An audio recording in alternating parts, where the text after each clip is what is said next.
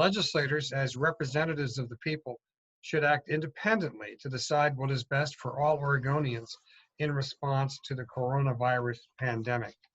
I've already had one legislator, who I will not name, respond to the open letter and say, oh, this coronavirus is so great that it's going to go on beyond 30 days, so a 30-day limitation won't work.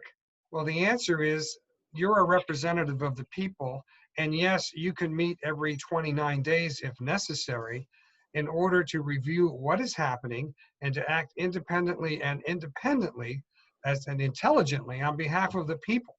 Take a look at the circumstances, see what the governor proposes to continue to do, and determine whether or not that is appropriate.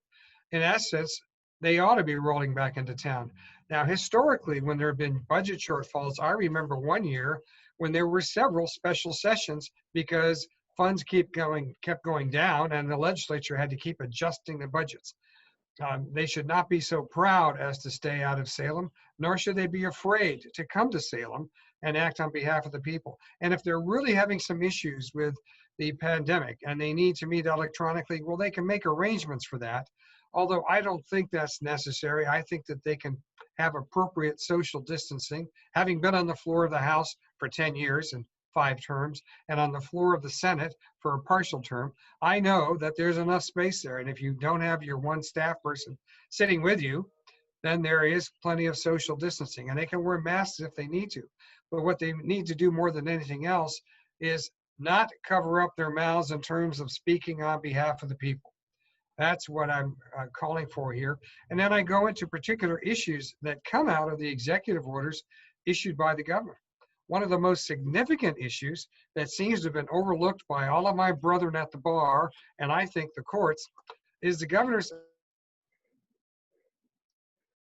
assertion of considered discretionary and not subject to any review in any forum.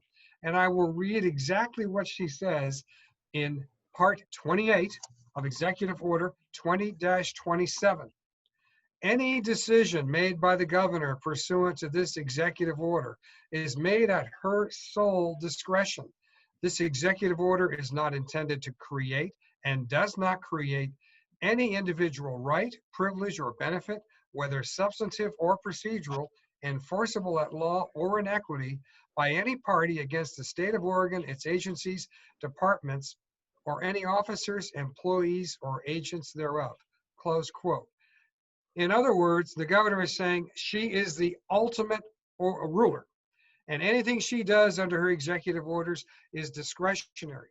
Forget about our 75 years of tradition of the Oregon Administrative Procedures Act, which is carefully evolved to make sure that actions by governors and agencies as to particular individuals or groups or organizations are subject to review, are subject to due process.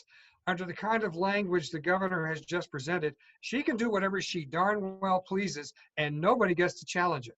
Now, fortunately, we have not yet been thrown out of court in any case on the basis of that section. But that is a section that says the governor gets to rule by executive fiat, and no one else has any say about it. Now I am saying to the legislators, with that language in front of you, are you going to stand mute and not stand up for the people and put some restrictions into law to protect Oregonians?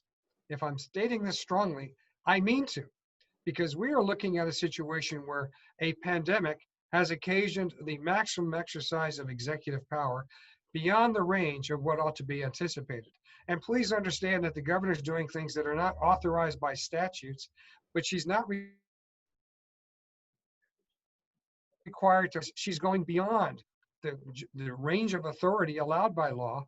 And I don't read the emergency powers as allowing her to create new law, new regulatory structures, expand the authority of agencies. For instance, have the Department of Education suddenly controlling private schools, which is not in the statutes. And it's about time our legislators took a hard look at this and decided whether or not they're going to stand mute. So I've written to them. They've all gotten this message. I invite everyone out there to have some dialogue with their legislators. And yes, they can do it by Skype or phone conference or any other way, or by Zoom as we're doing right now. But it's about time we insisted that our legislature stand up and act like representatives of the people. So that's what I have to say today in addition to what we've sent out, and I would welcome any questions if there are any.